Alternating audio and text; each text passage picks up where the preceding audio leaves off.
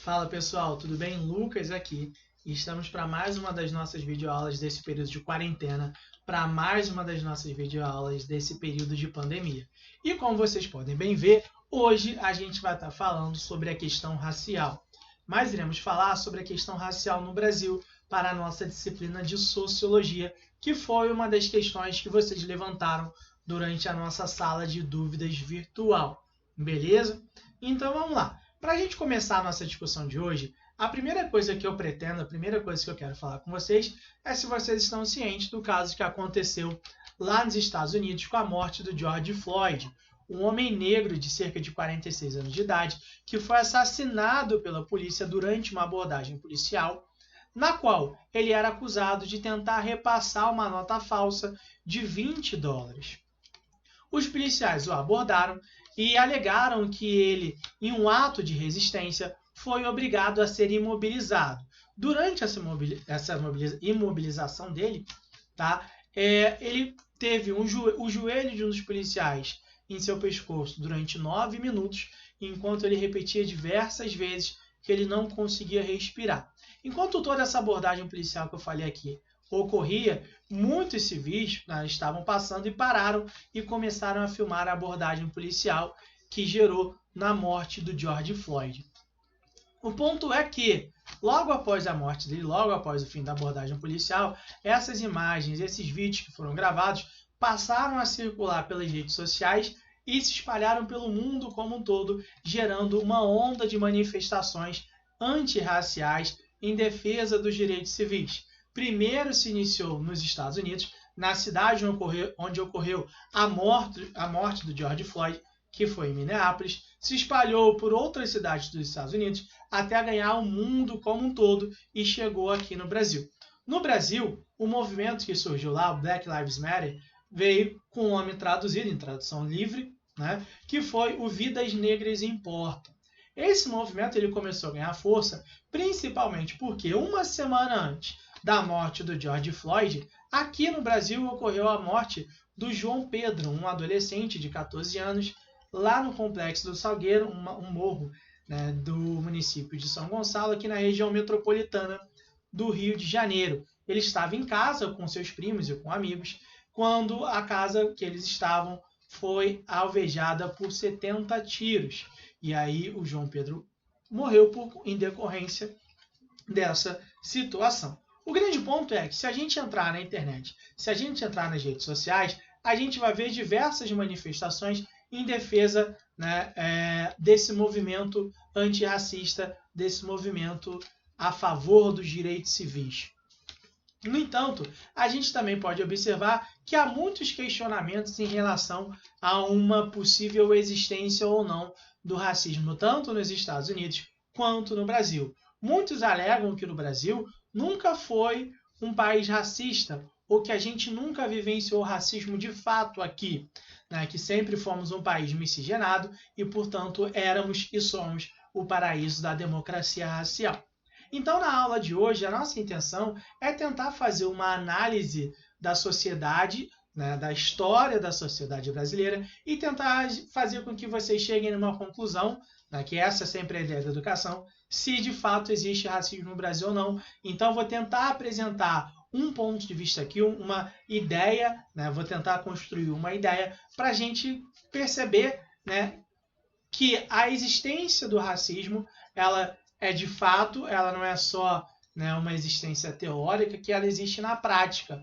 Então, a gente tentar entender como se constrói a sociedade brasileira, de que forma o racismo está inserido na sociedade brasileira, e a gente começar, a partir dessa discussão, a partir dessa análise, tentar entender e buscar se há possíveis soluções para a gente tentar resolver a questão racial no país, da gente tentar buscar, pelo menos internamente, quais seriam possíveis soluções para tentar resolver o racismo e para tentar solucionar, consequentemente, os atos que decorrem da questão racial no país. Beleza? Então a gente vai trabalhar com esse aspecto aqui. Deixa eu olhar o meu roteirinho aqui para ver o que a gente vai falar. Tranquilo. Então a gente vai começar falando a nossa aula aqui, feita esta introdução já, sobre uma análise histórica da questão racial no Brasil. E aí, para a gente trabalhar com a questão, né, racial, inicialmente a gente precisa falar do período de colonização do país. Todos sabem que o Brasil foi colonizado por Portugal lá no ano de 1500, né? Então, as frotas portuguesas chegaram aqui no Brasil em 1500, no que eles colocam, que eles determinam como o descobrimento do Brasil. Porém, essa ideia do ponto de vista histórico já está superada, a gente não coloca que o Brasil foi descoberto em 1500, né? Então já superamos isso daí. Porém, oficialmente ainda existe essa ideia de que o Brasil ele foi descoberto em 1500. E aí, quando o Brasil ele é descoberto, se inicia por parte de Portugal o que a gente coloca como processo de colonização. Toda vez que a gente fala em colonização, a gente pode colocar que existe um modelo de colonização de povoamento e um modelo de colonização de exploração. No caso brasileiro, o Brasil foi uma colônia de exploração, que tinha como principal objetivo explorar as riquezas nacionais, explorar as riquezas do Brasil para benefício da metrópole, que no caso era Portugal. E aí, né, só para a gente pegar algumas características. A colonização de exploração envolve um macetezinho que eu sempre falo da palavra leme. O que seria o leme? Latifúndio, exportação, monocultura e escravidão. Então, a produção, a questão econômica, ela sempre era pautada no uso de latifúndios, grandes propriedades, que toda a sua produção era voltada para você exportar. Essa produção era apenas um único produto, que é a ideia da monocultura, e tudo era feito através da mão de obra escrava. Então, o que eu posso colocar para vocês é que, desde o início, a questão da escravidão como um todo era uma questão que era a base da sociedade, que era a base da economia. Então, a gente não pode esquecer que a economia colonial se desenvolvia quase que única e exclusivamente por conta da utilização da mão de obra escrava adotada por Portugal durante seu processo de colonização. O que a gente tem que lembrar é que, inicialmente, essa utilização da mão de obra escrava ela vai ser a partir das mãos dos indígenas, dos nativos. Então, inicialmente, Portugal vai utilizar da mão de obra escrava dos nativos, né? Vai escravizar os nativos, porém vai começar a surgir uma série de problemas, né? Tanto com os nativos quanto a Igreja Católica, que entendia que os nativos, os indígenas, eles poderiam servir como novos fiéis. E aí você não poderia escravizar e catequizar esses fiéis ao mesmo tempo. Então, buscou-se uma solução de evitar com que os nativos fossem escravizados para catequizar esses nativos e para não perder uma mão de obra barata, que na realidade era quase que de graça, né? Tinha alguns custos, mas esses custos não envolviam salário, os portugueses adotaram a utilização da mão de obra africana. Então, eles passaram a escravizar os africanos e trazer em direção ao continente americano para satisfazer as suas necessidades econômicas. Então, nesse momento, a gente começa a observar justamente essas questões. E aí é que está o grande ponto, que é uma questão extremamente importante da gente sempre pensar. Gente, escravidão ela sempre existiu. Né? Então, na história da humanidade, a escravidão ela sempre existiu. No entanto, a escravidão que a gente começa a observar a partir do século XVI, a partir do processo de colonização do continente americano, seja por portugueses, seja por espanhóis, no geral, seja por europeus, ela vai ser uma escravidão que vai ser muito diferente da escravidão de outros tempos. Né? Vai ser uma escravidão com interesse quase que inteiramente economicistas, mas que está atrelado diretamente a uma ideia de uma superioridade de raça. Então existia, dentro da tradição europeia, dentro do pensamento europeu, uma ideia muito forte de que o africano ele era um ser sem alma, muitas vezes ele era um ser sem alma, e por ele não ter alma, ele poderia ser escravizado com uma maior facilidade, né? Não teria problema, já que ele não teria salvação. Se ele não tem alma, ele não tem salvação. Se não tem salvação, a gente não pode nem catequizar, porque ele não vai ter salvação. logo a gente pode escravizar ele sem problema algum. Então passou a se utilizar justamente esse argumento para justificar a escravidão desses povos africanos. Tá? E aí a gente vai observar que a partir de então, por volta lá de mais ou menos 1530, começa, né, se inicia o processo de escravização da população africana, vinda, obviamente, né, de outro continente. O grande ponto é que entre, né, o século XVI e o século XIX, a escravidão ela vai se manter basicamente intacta em território nacional. Então a gente vai vivenciar quase 400 anos de escravidão no país. Então a gente vai começar a observar justamente essas questões. E aí é um ponto extremamente interessante a gente pensar nisso. Por quê? Quando a gente chega lá por volta de 1822, o Brasil ele vai se tornar independente. Está passando até agora na Globo Novo Mundo, que trabalha justamente com isso. Durante esse processo de independência, acreditava-se que ocorreria uma mudança estrutural muito forte no país. Como assim uma mudança estrutural muito forte? Acreditava-se que, com o processo de independência, haveria também a abolição da escravidão. Então, como nós estamos nos tornando independentes, muitos dos negros, da população negra brasileira, já era brasileira efetivamente, não era mais importada, não era mais trazida da África, então eles eram brasileiros efetivamente, então acreditava-se que por todos serem brasileiros, todos teriam os mesmos direitos a partir do processo de independência. Acontece que, na realidade, gente, isso não existiu. E por que não existiu? Porque como o processo de independência foi controlado pela elite econômica, aquela produtora, né, aquela agrária, elite econômica agrária, eles tinham a necessidade de manter a escravidão como a principal mão de obra, como a principal forma, a principal relação de trabalho existente no país. Eles precisavam, ao máximo possível, maximizar os lucros deles e diminuir, minimizar os custos. Dessa forma, era necessário manter a escravidão dentro do país.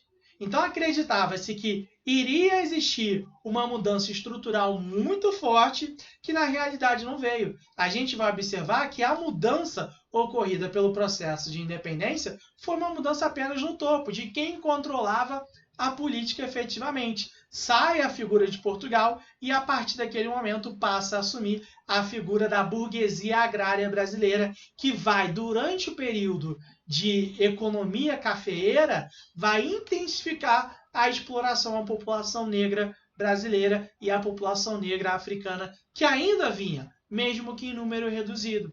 Ocorre que, durante esse período de independência, pós-independência, o Brasil, entre 1822 até 1889, vai passar pelo processo, pelo período que a gente conhece como o Brasil Império. A gente vai ter o Império, né, o primeiro reinado, que vai ser através da figura de Dom Pedro I, entre 1822 a 1831, e o segundo reinado, que vai ser do Dom Pedro II, de 1840 até 1889. E aí, durante o segundo reinado, a gente vai começar a observar que vai ocorrer uma mudança econômica, uma mudança na estrutura econômica do mundo. Ou seja, o capitalismo, nesse momento, ele vai ganhar força.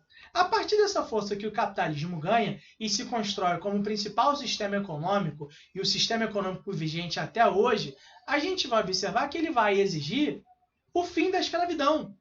Porque para o capitalismo, a escravidão não era boa. Porque se tem escravo, esse escravo ele não recebe salário. Se não recebe salário, ele não se transforma no mercado consumidor. Se ele não se transforma no mercado consumidor, não tem quem compre. Então, você deixa de ganhar dinheiro. Então, a gente começa a observar que a partir, principalmente, da segunda Revolução Industrial, há uma exigência quase que global, vamos colocar assim, de exterminar com a escravidão, de abolir a escravidão no mundo. Por isso que a Inglaterra, que era a maior interessada de todos, começa a empreender essa luta pelo fim da escravidão. E aí, o Brasil ele passa por esse processo. A partir de 1870, mais ou menos, a gente vê uma série de leis que a gente coloca que são leis para inglês ver, né? A lei do ventre livre, a lei do sexagenário, que no fim das contas não resolviam o problema da escravidão no país. Porém, se colocava a ideia de que, estamos tentando resolver. Se não resolveu, assim, a culpa, sinceramente, não é nossa. Então, tentava-se colocar, buscava-se abordar justamente essas questões como um todo. E aí, a abolição da escravidão no Brasil, ela vai ocorrer, de fato, em 13 de maio de 1888, quando a princesa Isabel assina a Lei Áurea, que tinha 2 artigos apenas. Então, a Lei Áurea, que acaba com a escravidão, tinha apenas 2 artigos que falavam o seguinte, que a partir daquele momento, todos os negros, né, brasileiros, toda a população negra brasileira, ela estava libertada e que cancelava qualquer lei que existisse que determinava a permanência da escravidão. Então, só tinha 2 artigos a Lei Áurea. Se esperava que, após a abolição, ocorresse um processo de inserção, de inserir essa população recém-liberta, a população negra, na sociedade. Então, esperava que, beleza, acabamos com a escravidão. Agora, para a gente minimizar os danos a essa população que está sendo liberta, que agora ela vai poder viver efetivamente, não existiu.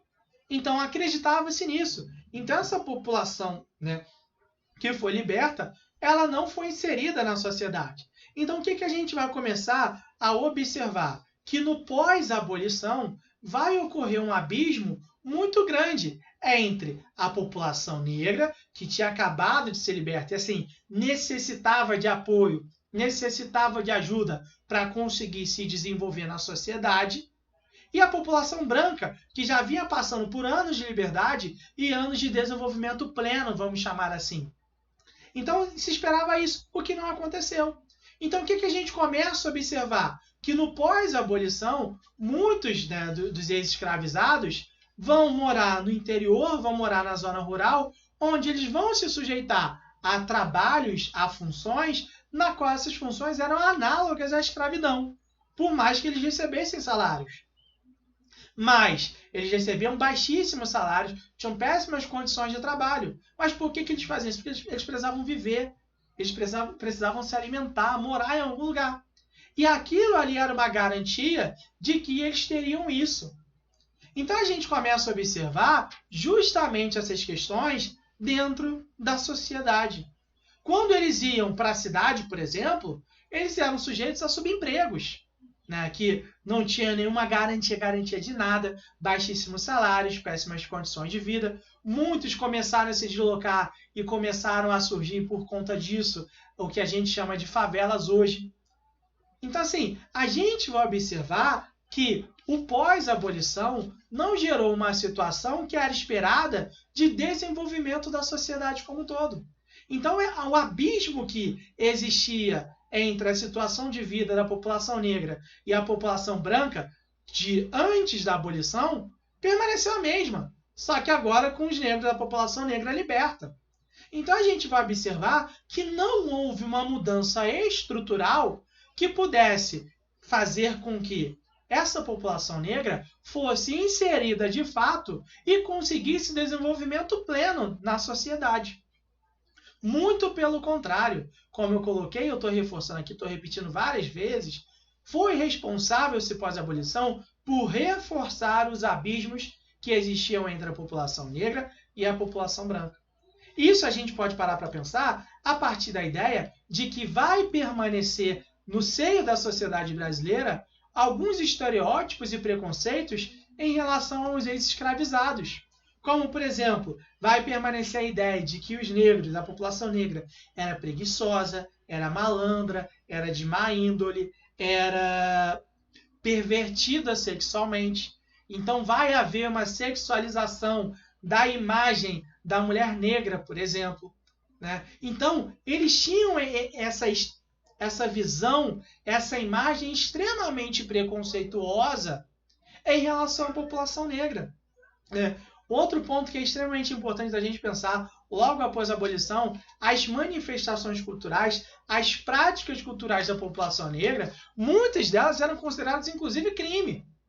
Então, por exemplo, você ficar tocando violão, fazendo samba na rua, isso era poderia ser considerado, por vezes, crime de vadiagem, né? Quando você fala da ideia da capoeira, que hoje é um elemento cultural da sociedade brasileira, também era considerado crime de vadiagem. Então a gente começa a observar que o pós-abolição no Brasil, ele foi marcado por uma intensa estereotipação, assim, por uma imagem intensa na qual eles permaneceram, vamos colocar assim, com a ideia de racismo muito forte, intrínseco na mentalidade, né, na consciência da sociedade brasileira. E, obviamente, isso gerou um grande problema, né? E você tinha que tentar resolver esse problema de alguma forma. Porém, essa ideia de uma inferioridade da população negra e da superioridade da população branca foi muito defendida porque, a partir daquele momento, ganhava cada vez mais força no mundo como um todo a ideologia de um racismo científico. Como assim a ideologia de um racismo científico?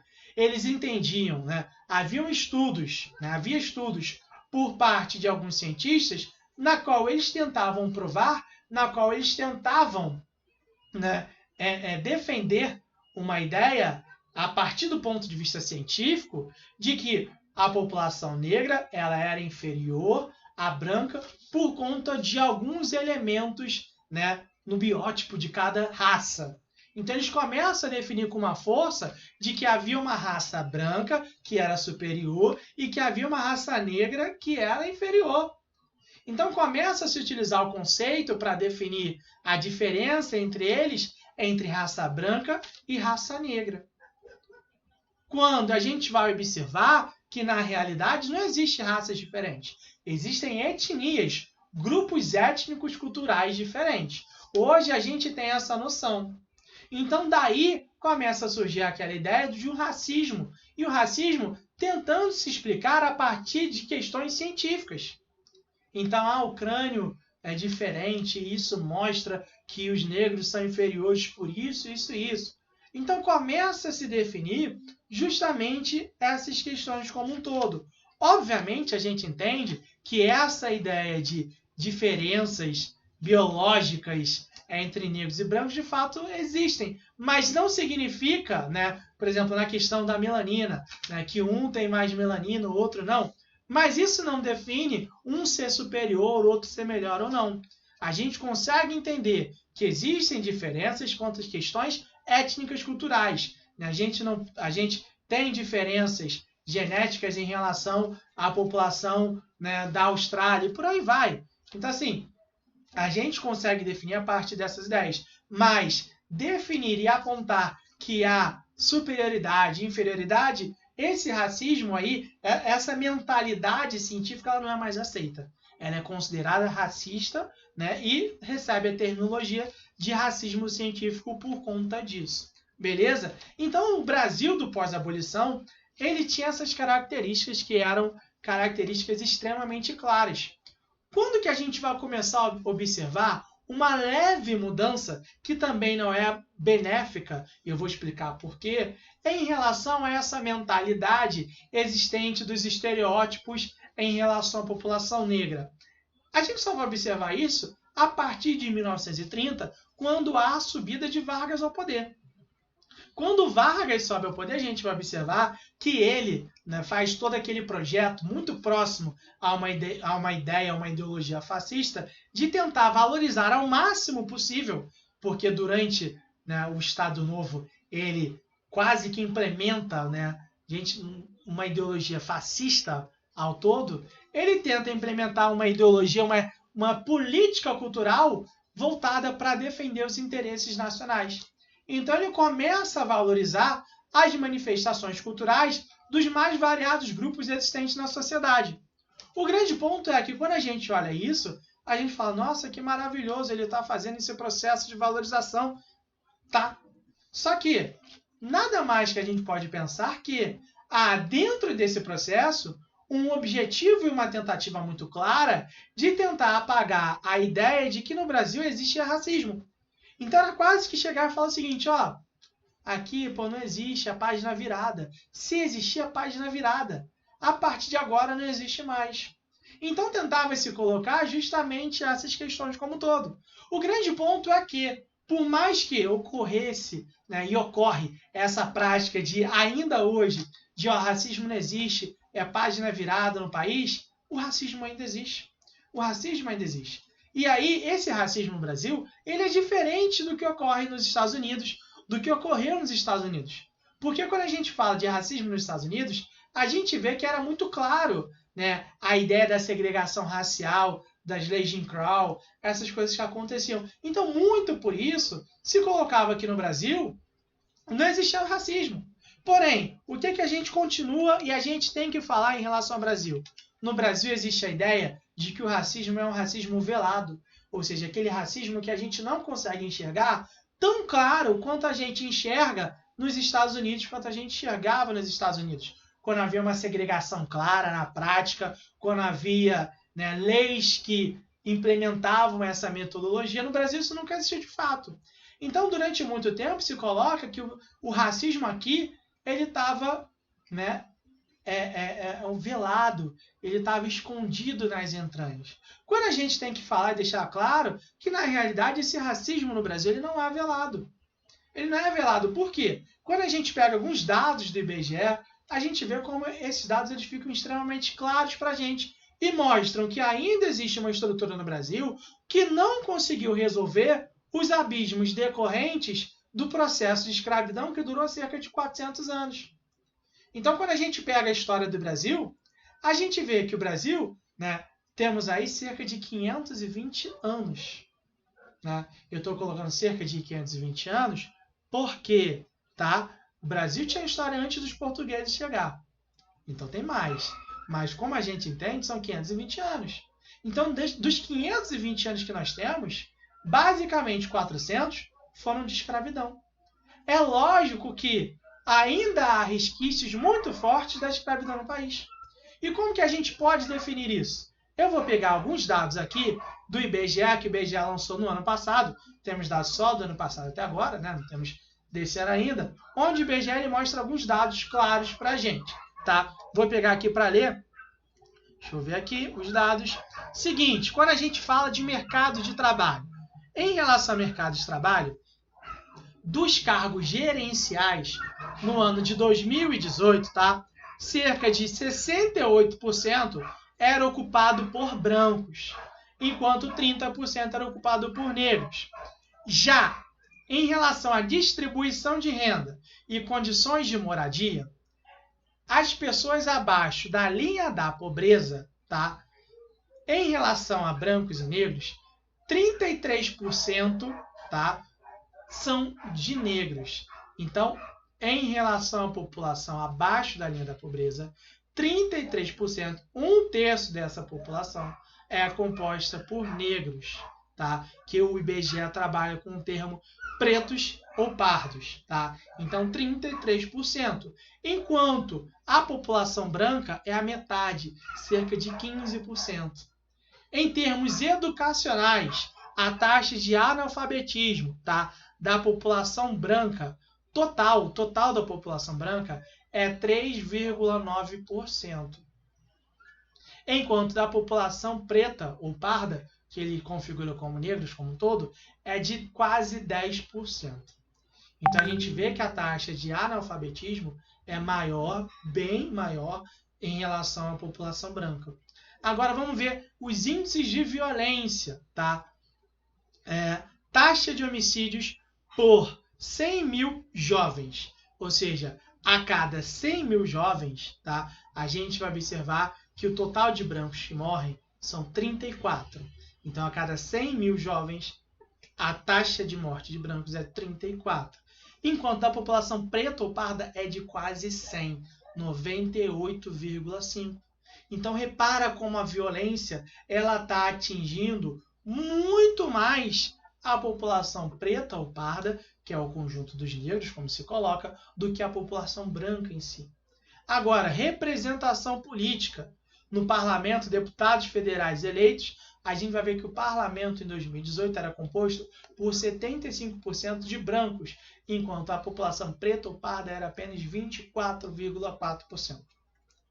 Então, a gente está observando aqui alguns dados, né, que eles comprovam, na prática, como há uma diferença muito grande. Quando a gente coloca dados que são considerados positivos, como, por exemplo, a questão da representação política e os cargos gerenciais, a gente vê que há uma predominância de brancos. Quando a gente observa os dados negativos, analfabetismo, linha da pobreza, índice de violência, a gente vê que esses dados eles atingem muito mais a população preta do que a população branca. E aí a gente começa a se perguntar, isso é um reflexo do racismo? Será que é? Eu não vou responder essa pergunta para vocês. Eu vou deixar essa pergunta para vocês pensarem e responderem para mim na nossa sala de dúvidas, na nossa sala de aula virtual. Então a gente vai fazer essa discussão, vamos continuar com essa discussão lá na nossa sala virtual, que é o que vocês estavam buscando, que vocês pediram para a gente conversar sobre temas atuais. Então a gente vai fazer isso lá, beleza? Eu termino por aqui. A gente continua essa aula também na nossa live no dia 2 de julho, tá? Às 4 horas, uma quinta-feira, lá no perfil do São Fabiano.